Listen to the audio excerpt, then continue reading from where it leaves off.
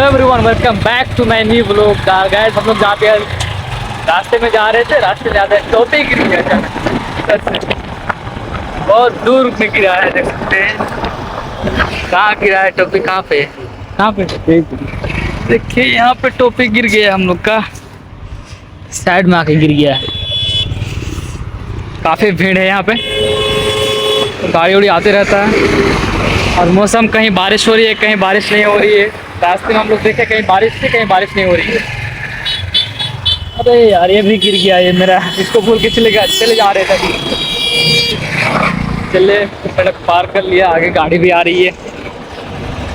Let's go. Bihar के नक्शे पर एक ऐसा नाम जो शायद बहुत बड़ा ना हो, लेकिन अपने अंदर एक पूरी दुनिया समेटे हुए हैं। नाम है किशनगंज।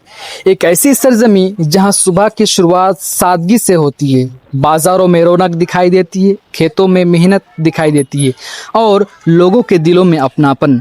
किशनगंज की सबसे बड़ी दौलत यहाँ की इमारतें या बाजार नहीं, बल्कि यहाँ के लोग हैं। यहाँ अलग अलग मजहब और समुदाय के लोग बरसों से मिलजुल कर रहते आए हैं। किसी के घर पर खुशी हो तो पड़ोसी भी शरीक होते हैं और किसी पर मुश्किलें आए तो लोग साथ खड़े होकर नजर आते हैं। यही भाईचारा किशनगंज की सबसे पहली पहचान है। और अगर बात किशनगंज की खूबसूरती की हो तो यहाँ की फिजाओं का जिक्र किए बिना कहानी अधूरी है। चारों तरफ फैली हरियाली, खेतों की खूबसूरत चादर, बारिश के बाद मिट्टी की खुशबू और प्रकृति का वो सुकून जो शहरों की भागदौड़ में कहीं खो सा गया है। किशनगंज की पहचान यहाँ के चाय बागानों से भी बड़ी जुड़ी हुई है। दूर दूर तक फैली चाय की हरियाली यहाँ की सरजमी को एक अलग ही रंग देती है।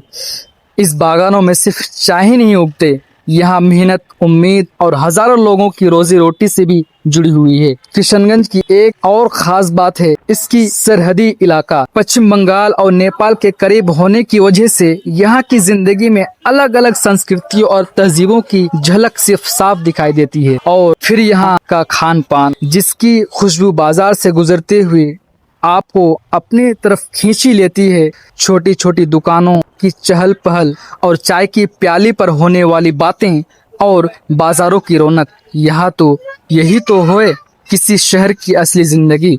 किशनगंज को अपना समझना है तो सिर्फ उसकी सड़कों पर मत चलिए, आपको सादगी मिलेगी, अपनापन मिलेगा और शायद एक ऐसा भी रिश्ता मिलेगा जिसकी उम्मीद अपने किसी अनजान शहर से नहीं की होगी। वक्त बदल रहा है, शहर बदल रहे हैं, लेकिन किशनगंज की एक ऐसी चीज भी इसकी सबसे बड़ी पहचान है, भाईचारा। क्योंकि शहर सिर्फ ईंट और पत्थरों से नहीं बनते, शहर बनते हैं लोगों से, रिश्तों से और मोहब्बतों से। और किशनगंज इसी मोहब्बत की एक खूबसूरत कहानी है। ये है हमारा किशनगंज, मेरी मिट्टी, मेरी पहचान और एक ऐसी सरजमी जिस पर हमें फख्र है।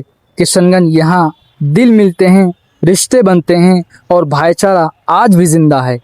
इतने में हम पहुंच जाते हैं किशनगंज। देख सकते हैं यहाँ भी बाजार और यम बाजार के बीच हम जा रहे हैं चूरूपट्टी की ओर। और हमारा दोस्त भी शायद एक किशनगंज में रहता है, उसको कॉल कर देखते हैं घर पे है या किशनगंज में। आपने जिस व्यक्ति को कॉल किया है वो अभी दूसरे कॉल।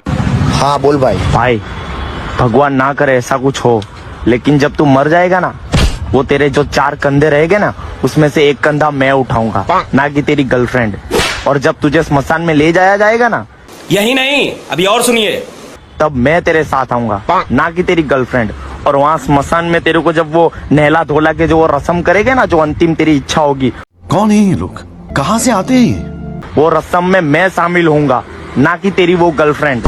और जब लास्ट में, जब तुझे जलाने से पहले तुझे गैस में जलाना है कि लकड़े में जलाना है, वो भी हम लोग डिसाइड करने वाले हैं भाई, ना कि तेरी वो गर्लफ्रेंड। तो एटलीस्ट ये सब काम मैं कर सकूं, ये मतलब के लिए तो मेरे फोन उठाया कर भाई। तुझे